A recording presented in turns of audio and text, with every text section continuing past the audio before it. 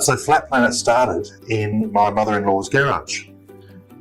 We were staying there at the time, and I came up with the idea. I didn't actually tell anyone what I was doing, and I went up to Officeworks and bought a plastic trestle table and had to reverse the mother-in-law's car out onto the street to make room, and I set it up, and that was the first office. And we were probably in that garage for about 2 or 3 months, would be my guess.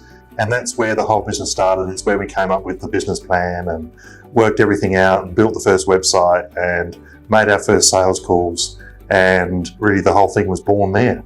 And never dreamed that 10 years later, we'd be sitting here with 250 staff and multiple floors of an office building.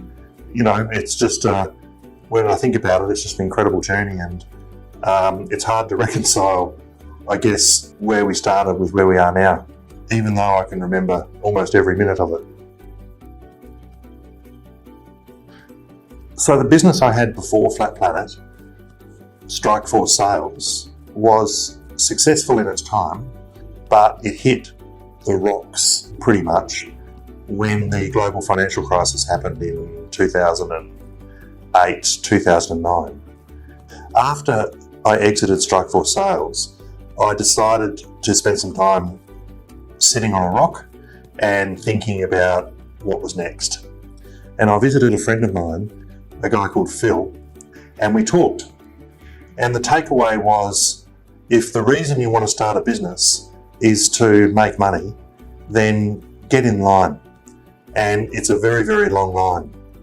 Whereas what you should focus on in terms of being successful in business is to add value to society. And if your business adds value to society, the extent to which society recognises that value is the extent to which you have a sustainable business, and that the recognition of your business and the value that it adds will be the reward, which will then be, of course, financial.